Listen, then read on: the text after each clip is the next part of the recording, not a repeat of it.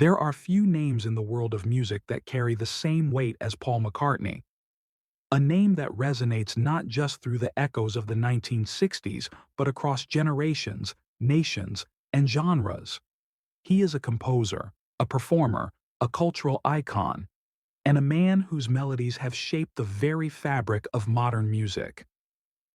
From the soaring optimism of Hey Jude to the haunting introspection of Yesterday, McCartney's work has provided the soundtrack to millions of lives.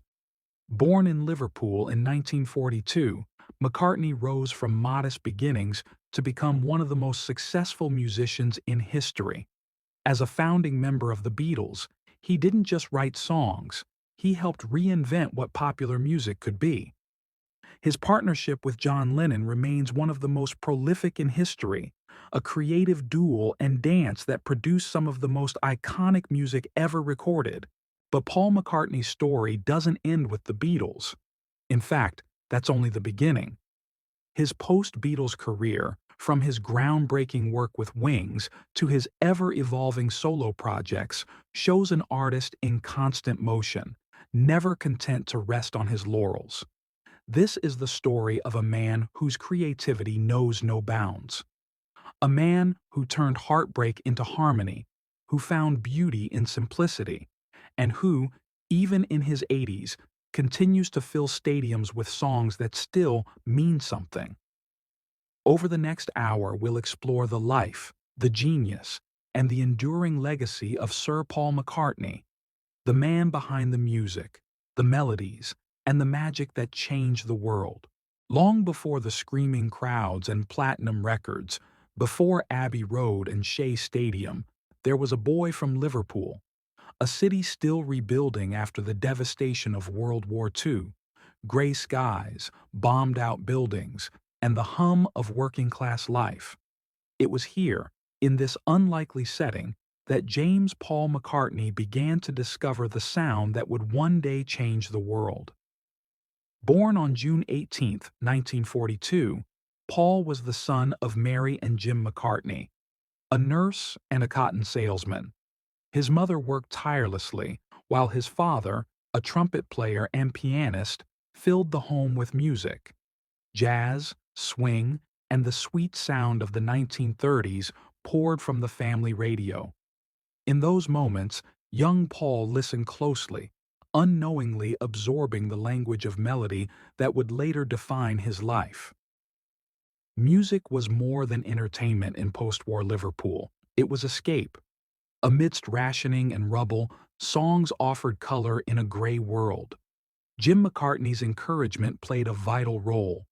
He bought Paul a trumpet, but when skiffle and rock and roll swept through Britain, Paul traded it for a guitar. The moment he learned his first chords, something clicked. This wasn't just a hobby, it was destiny. Then came 1956, a year that would shape his life forever. When Paul was just 14, tragedy struck. His mother Mary died of cancer. The loss was devastating, but it also gave his music an emotional depth that would echo through his songwriting. Decades later, that grief would resurface in songs like Let It Be, inspired by a dream in which his mother's voice comforted him with the words, "There will be an answer." A year later, fate intervened again. At a church fete in Woolton, Paul met a young man named John Lennon, another Liverpool teenager with a rebellious streak and a homemade band called the Quarrymen. When Paul impressed John by playing 20 Flight rock and tuning his guitar by ear, Lennon knew he had found a kindred spirit. In that moment, the seeds of the Beatles were planted. Two boys from working-class Liverpool, united by loss, ambition, and an unshakable love of music. They didn't know it yet, but together they would alter the course of popular culture forever. Liverpool gave Paul McCartney more than just a beginning. It gave him his voice. Its streets, its sounds, and its struggles became the backdrop of his creativity. The honesty, the humor, and the heart of his songs all trace back to those early years in the north of England. From those humble beginnings emerged a dream, a dream that would soon find its rhythm, its harmony, and its wings. By the late 1950s, Britain was changing. A new youth culture was emerging, restless, defiant, and hungry for something different. For Paul McCartney and John Lennon, that something was rock and roll. Together with George Harrison, a quiet but gifted guitarist from their Liverpool neighborhood, and later drummer Ringo Starr, they formed a band that would soon transcend everything music had ever known. They called themselves the Beatles. At first, the Beatles were just another local band playing smoky clubs around Liverpool and Hamburg. Those nights were long, rough, and loud, but they were also essential. In the cramped clubs of Hamburg, playing 6 or 7 hours a night, the band learned how to perform, how to command a crowd, and how to survive. It was there that McCartney honed his stage presence and confidence, the cheerful, charming performer that the world would later adore. When they returned to England, everything began to change. With the help of manager Brian Epstein, the Beatles cleaned up their image, refined their sound, and set their sights higher. In 1962, they recorded Love Me Do, their first single, and soon after, Please Please Me stormed the charts. Beatlemania had begun. Paul McCartney quickly became one of the band's creative engines. His melodic instincts were unparalleled. Where Lennon brought edge and attitude, McCartney brought structure, harmony, and emotion. Together, their partnership was electric. In just a few short years, they evolved from writing catchy pop tunes to crafting timeless masterpieces like Yesterday, Eleanor Rigby, and Hey Jude. But the Beatles were more than a band. They were a movement. Their haircuts, their clothes, their interviews, everything about them challenged the old order. They represented freedom, creativity, and youthful rebellion. And at the center of it all was McCartney, whose energy and optimism became a symbol of the 1960s spirit. By 1965, the Beatles were no longer just entertainers, they were cultural leaders. Their music grew bolder, more experimental. Albums like Rubber Soul and Revolver blurred the line between pop and art. And when Sgt. Pepper's Lonely Hearts Club Band arrived in 1967, it redefined what an album could be. Paul's fingerprints were everywhere, from the concept to the orchestration, from When I'm 64 to She's Leaving Home. Each song was a step toward something greater, a new sound, a new feeling, a new way of seeing the world. Yet beneath the fame and the frenzy, the pressures were mounting. The crowds, the chaos, and the constant attention began to take their toll. As the Beatles changed the world was also changing them. Still, in those early years, Paul McCartney stood at the heart of a revolution born from music, fueled by youth, and destined to echo for generations.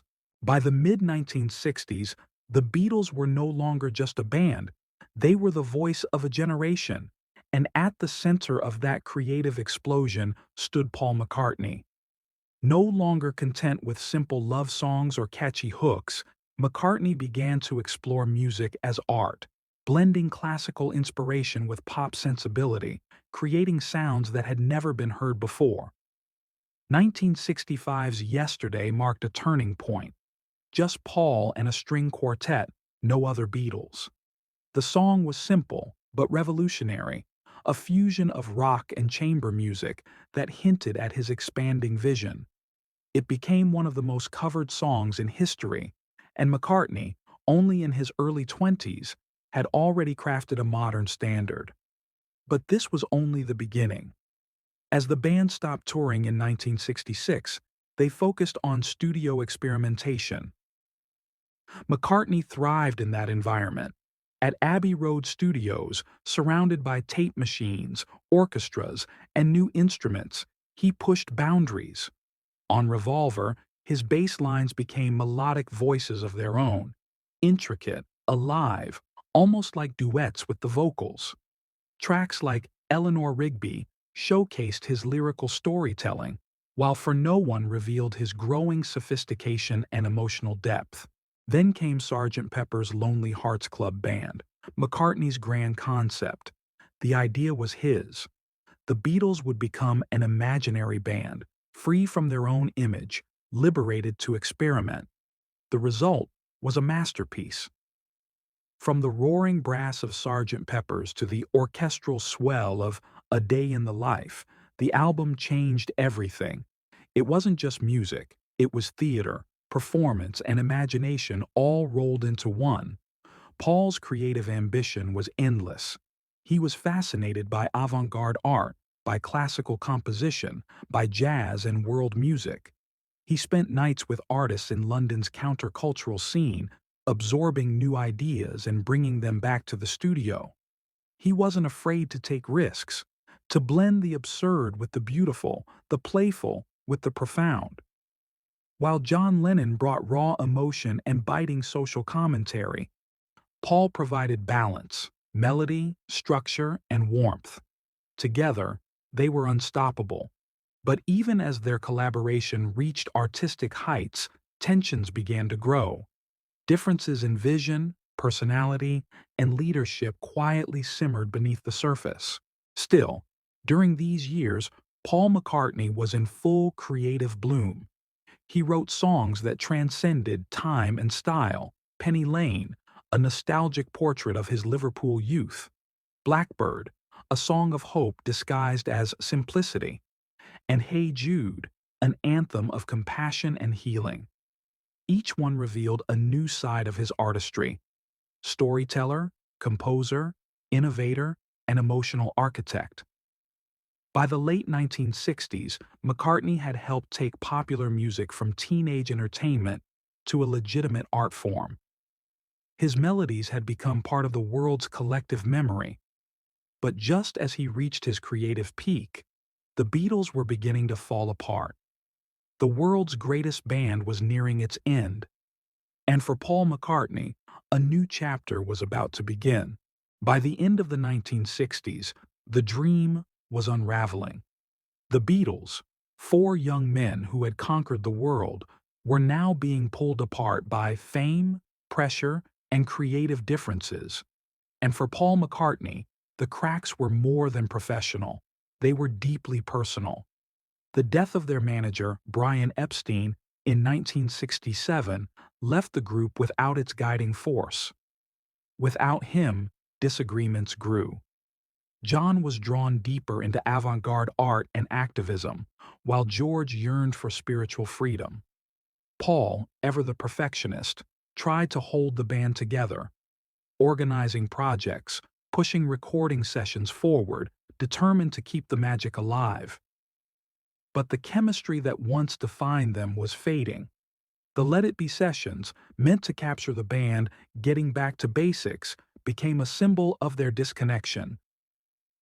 Cameras rolled as arguments flared, and for the first time, the world saw the strain behind the smiles.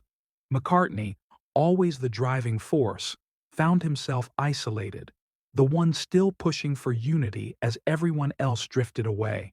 In 1970, it was over. The Beatles officially disbanded.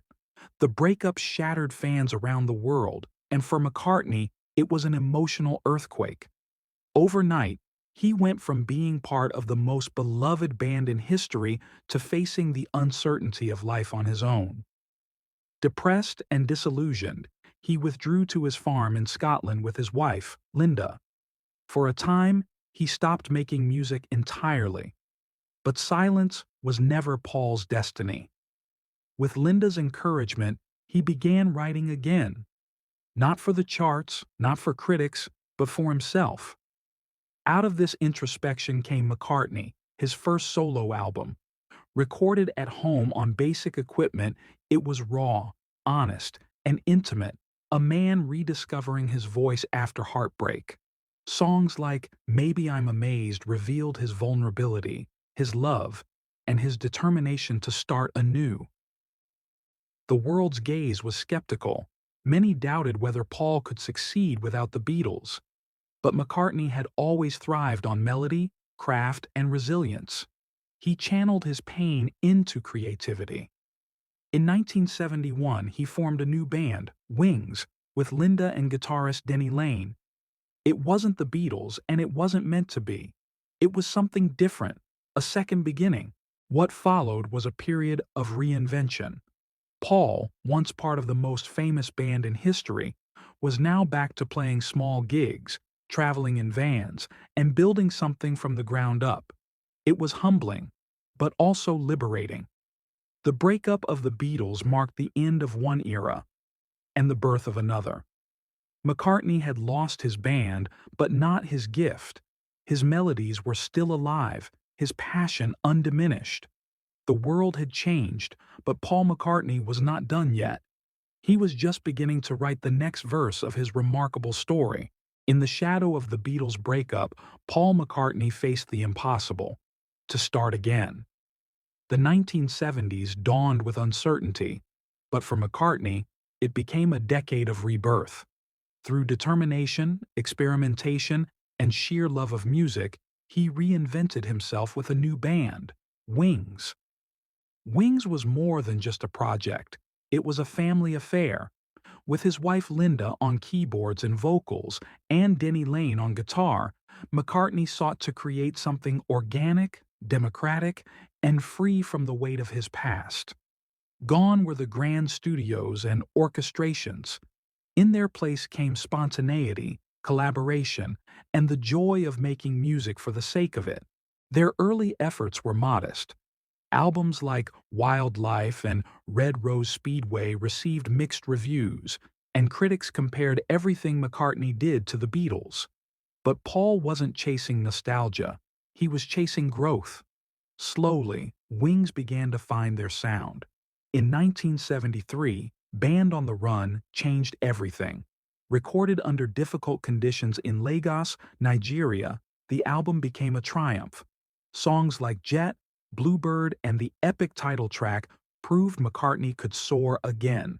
The record topped charts around the world and silenced the skeptics. Through the 1970s, McCartney and Wings dominated the airwaves. Live and Let Die exploded into one of the most electrifying James Bond themes ever recorded.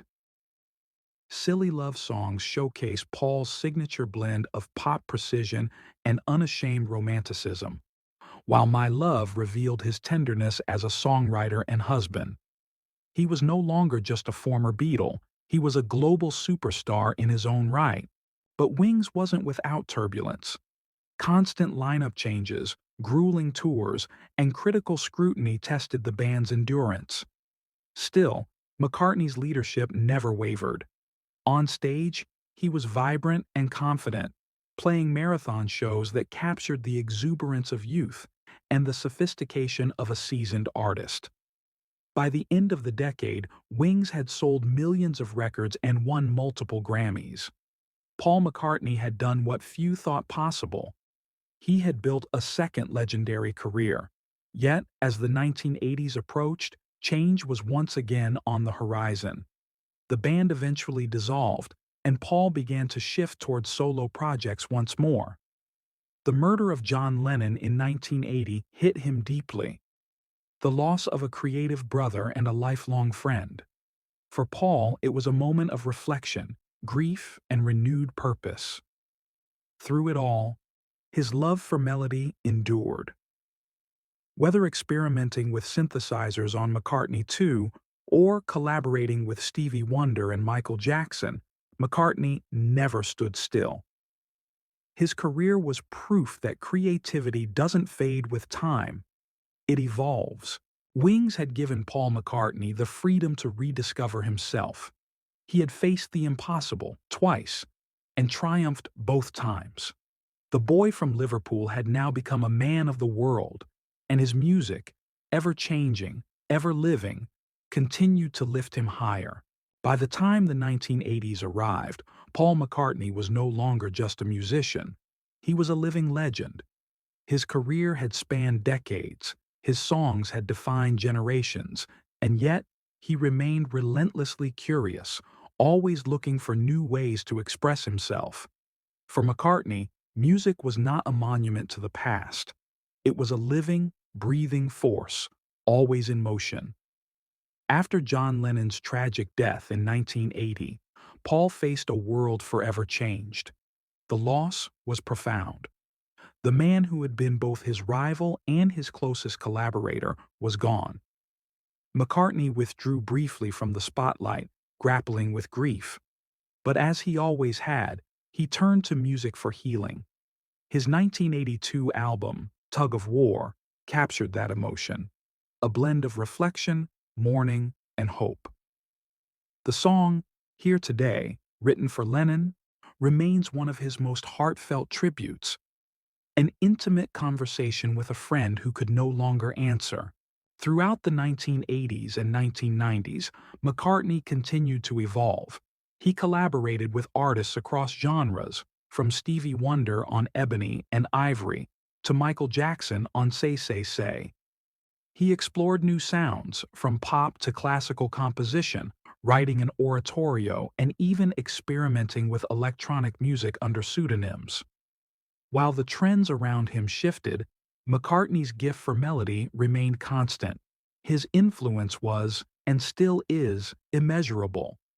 Every songwriter who has ever picked up a guitar or sat at a piano in search of a timeless tune owes something to McCartney's blueprint. His ability to blend accessibility with sophistication redefined what popular music could be. From Elton John to Coldplay, from Oasis to Ed Sheeran, his fingerprints are everywhere.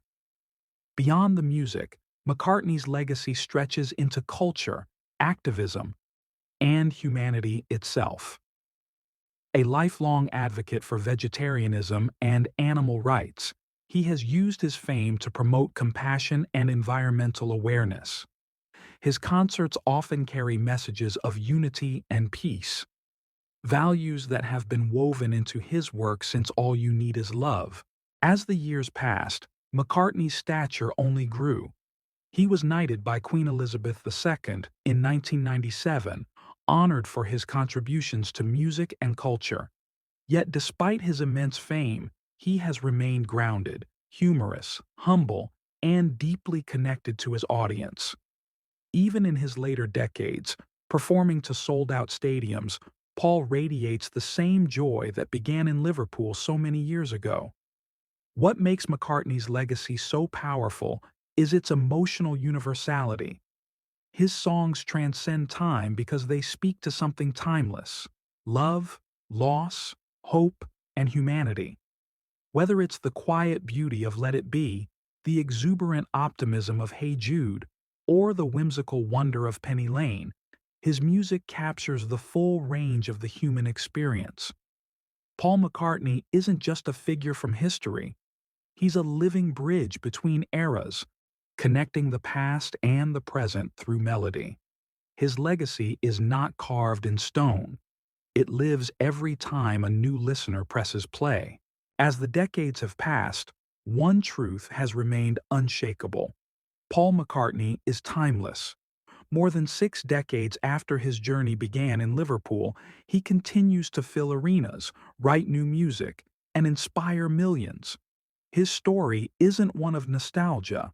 It's one of endurance, a reminder that creativity, when driven by love, can outlast even time itself.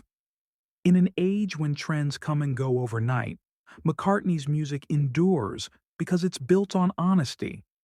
He has always written from the heart, whether expressing the joy of youth, the pain of loss, or the quiet comfort of love. Every note, every lyric, every melody carries a piece of his soul. Songs like Blackbird and Yesterday still resonate as deeply today as they did generations ago. And when he steps onto a stage, guitar in hand, the world still listens, united by the same magic that first took flight in the 1960s. What makes McCartney truly extraordinary is not just his talent, but his humanity. Fame never hardened him. He remains curious, optimistic, and humble, still the boy from Liverpool who fell in love with music. He laughs easily, works tirelessly, and treats each performance not as a duty, but as a gift. Even now, in his 80s, he performs with the same passion that once set the world ablaze. His influence has transcended generations. Grandparents, parents, and children all know his songs, melodies passed down like family heirlooms. From Hey Jude sung at concerts by hundreds of thousands to Let It Be played softly in moments of reflection, McCartney's music has become part of our collective heartbeat. He has lived through loss, love, fame, and reinvention. He's written music for peace, for joy, and for healing. He's inspired artists in every genre, from rock to hip-hop, from pop to classical, and through it all he has remained true to the one thing that has always guided him: the music itself. In interviews, when asked about his legacy, Paul often smiles and says he doesn't think about it much, but the world does. His songs are woven into its very fabric. They're played at weddings, funerals, protests, and celebrations, the soundtrack to the human experience. As the lights fade and the final chords echo into the night, Paul McCartney's legacy lives not just in records or awards, but in emotion. In the millions of hearts his music has touched, he reminds us that melody can heal, that words can unite, and that love, in all its forms, truly is all we need. Paul McCartney's story is not a chapter in music history, it is music history. And as long as people keep singing his songs, his heart will keep beating, steady, timeless, and true.